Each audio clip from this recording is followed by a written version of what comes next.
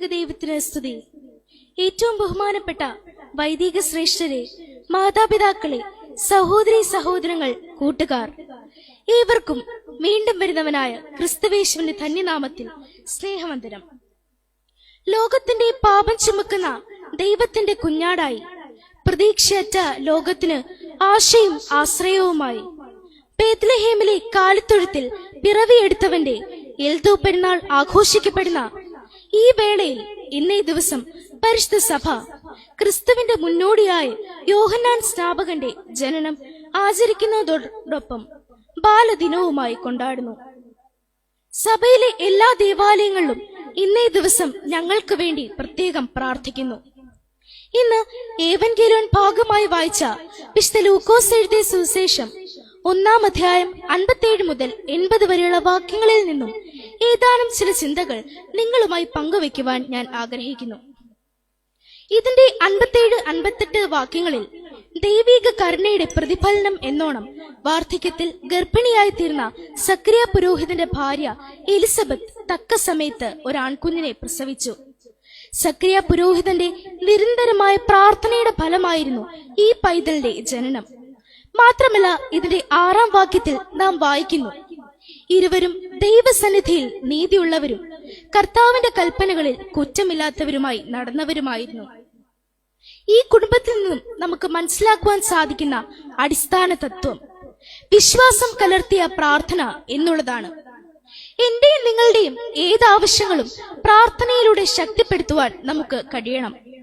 പ്രാർത്ഥനയിലൂടെ ചിലവഴിക്കുന്ന ഓരോ നിമിഷവും നാം ദൈവവുമായിട്ടുള്ള സംഭാഷണത്തിലും സമ്പർക്കത്തിലും സമർപ്പണത്തിലുമാണ്. നമ്മുടെ ആവശ്യങ്ങൾ മാത്രം നിരത്തി വെക്കുന്നതാകരുത് പ്രാർത്ഥന, മറിച്ച് ദൈവ മുൻപാകെ നാം നടത്തുന്ന നന്ദിയുടെ സൂചന കൂടിയാകണം പ്രാർത്ഥന.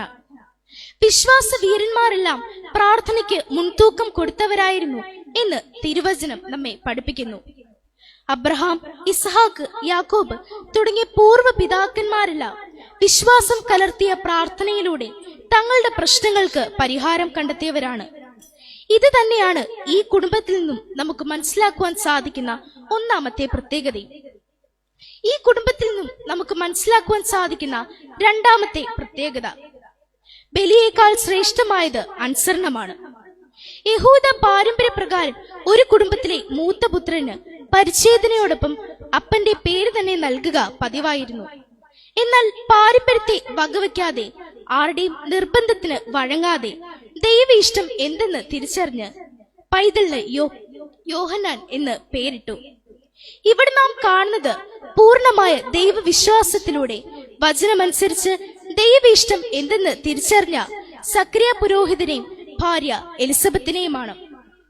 നമ്മെക്കുറിച്ചുള്ള ദൈവ ഇഷ്ടം എന്തെന്ന് തിരിച്ചറിയുവാൻ നാം നമ്മെ തന്നെ ദൈവസന്നിധിയിൽ സമർപ്പിക്കണം.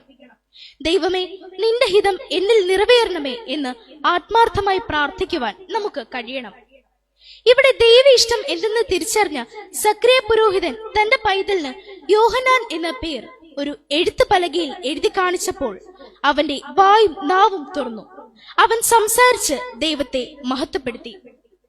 നമ്മുടെ നിരാശകളിൽ പ്രത്യാശ വളർത്തുന്നതും അന്ധകാരത്തിൽ ദിവ്യപ്രകാശം തരുന്നതും കൂരിരുൾ ഭീതി മാറ്റി ധൈര്യം പകരുന്നതും നമ്മുടെ രോഗങ്ങളിലും ദുഃഖങ്ങളിലും പതറാത്ത മനസ്സോടും തളരാത്ത ശുഭപ്രതീക്ഷയോടും കൂടി നിലനിൽക്കണമെങ്കിൽ അത് സർവശക്തനായ ദൈവത്തിന്റെ കൃപയുണ്ടെങ്കിൽ മാത്രമേ കഴിയൂ.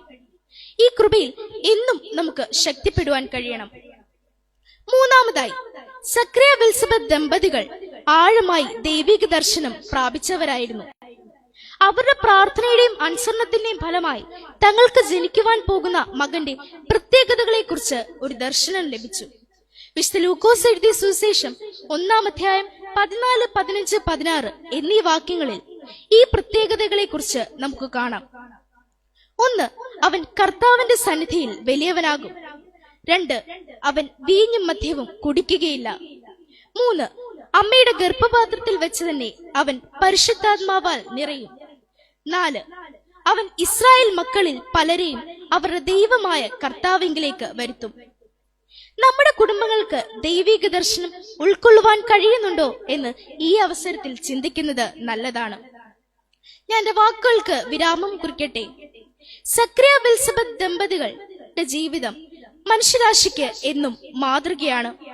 അവരുടെ ജീവിതചര്യയിൽ വിശ്വാസം കലർത്തിയ പ്രാർത്ഥന, ബലിയേക്കാൾ ശ്രേഷ്ഠമായ അനുസരണം, ആഴമായ ദൈവിക ദർശനം എന്നീ മൂല്യങ്ങളുടെ ഫലമായി ഗർഭത്തിൽ വെച്ച് തന്നെ ആത്മാവും ജ്ഞാനവും ലഭിച്ച യോഹന്നാൻ സ്നാപകനെ പോലെയുള്ള മക്കൾ ഇന്നിന്റെ സമൂഹത്തിന് അനിവാര്യതയാണ്.